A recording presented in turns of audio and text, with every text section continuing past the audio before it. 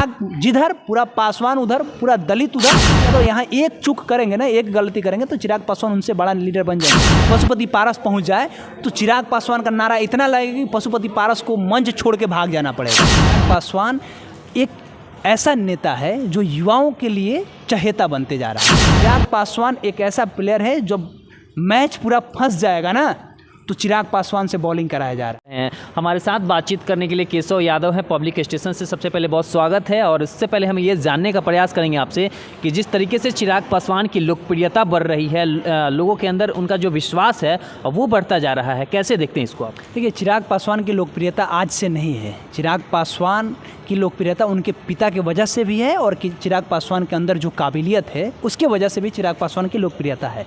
दरअसल मामला ये है कि चिराग पासवान एक ऐसा नेता है जो युवाओं के लिए चहेता बनते जा रहा है। आपने देखा होगा कि जहाँ भी दलितों की कोई भी एट्रोसिटी होती है, दलितों के ऊपर अत्याचार होता है, उत्पीड़न होता है, तो सबसे पहले अगर बिहार में कोई नेता पहुँचता है तो चिराग पासवान पहुँचता है। वो जितेंद्र मेघवाल के लिए राजस्थान चला जाता है। वो लड़का, बिहार का एक आदमी जितेंद्र मेघवाल के लिए राजस्थान चला जाता है।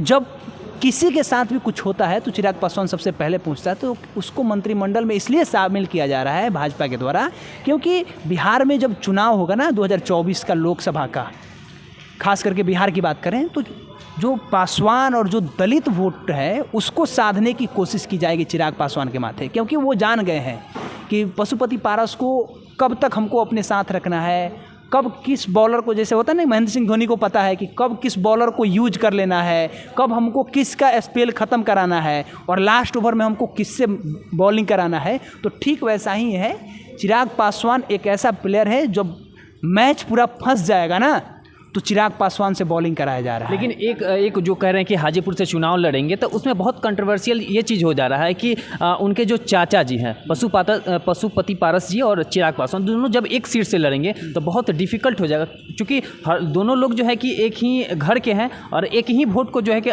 बराबर में काट लेंगे, तो इससे अंतर तो पड़ने वाला है। हमको नहीं लगता कि पशुपति पारस को कोई अपना नेता मानता होगा, ठीक है, हाजीपुर की बात करें तो, क्योंकि चिराग पासवान के सामने में पशुपति पारस का क्या है, कुछ है यार? आपको लगता है कि चिराग पासवान के आगे पशुपति पारस का कुछ चलता है? आप देखे होंगे जहाँ भी चिराग पासवान पहुँच जाए, अगर वहाँ पशुपति पारस पहुँच जाए तो चिराग पासवान का नारा इतना लगेगा कि पशुपति पारस को मंच छोड़ के भाग जाना पड़ेगा।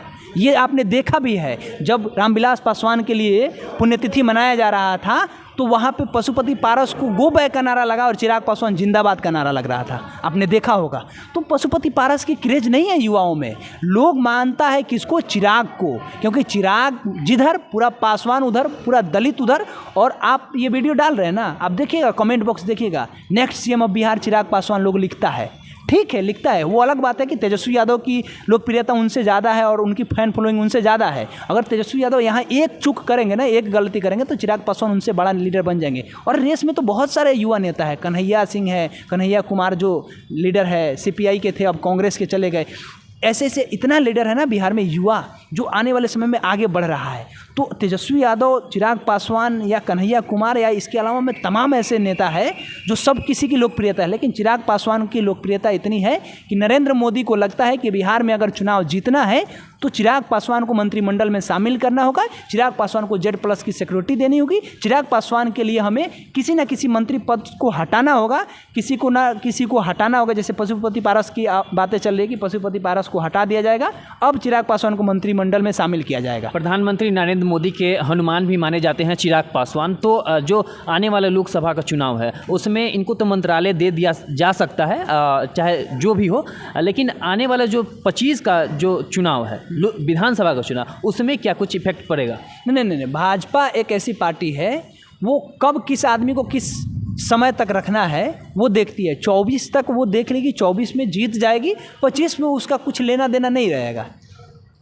ऑप्शन रहेगा चिराग पासवान के पास, या तो आप अपना इस्तीफा दे दीजिए, अगर 24 में चुनाव जीत जाते हैं चिराग पासवान तो 24 में इनको मंत्रिमंडल में शामिल कर लेगा, ठीक है। जब 25 का चुनाव आएगा तो सीट की बंटवारा की जब बातें होगी तो हो सकता है कि हर पार्टी की एक दिल्ली ख्वाहिश होती है कि हमको ज़्यादा सीट मिले, हम ज़्यादा सीटों पर लड़े, हमारे जो विधायक है वो सदन में सबसे ज़्यादा जाए। हर पार्टी की होती है, जिसके पास में कुछ ना है वो भी चाहता है कि हमारे जो सीट है, हमारे जो विधायक हैं वो सबसे ज़्यादा हो, सदन में सबसे ज़्यादा जाए, ताकि आम आवाम की आवाज़ को बुलंदी से उठाए।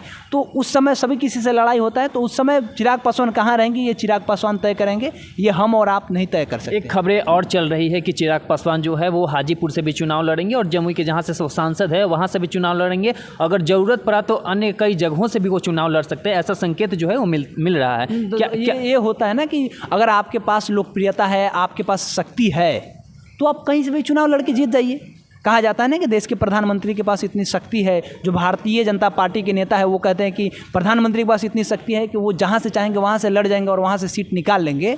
तो अनंत सिंह के बारे में कहा जाता है कि अनंत सिंह के सामने में अगर कोई भी व्यक्ति आ जाए चुनाव लड़ने तो नहीं निकल पाएगा उनके आगे, चाहे नरेंद्र मोदी भी आ जाए तो फेल है। लालू यादव के बारे में कहा जाता है कि वो कहीं से भी चुनाव लड़ ले तो निकल जाएंगे। तेजस्वी के बारे में कहा जाता है कि तेजस्वी कहीं से चुनाव लड़ ले निकल जाएगा। तो ठीक वैसे ही कहा जा रहा था कि चिराग पासवान जहाँ से भी चुनाव लड़ेंगे वो आसानी से सहजता से सीट को निकाल लेंगे। तो वो जो पुराना उनका सीट है वो कह रहे हैं कि हम उसे छोड़ने वाले नहीं है।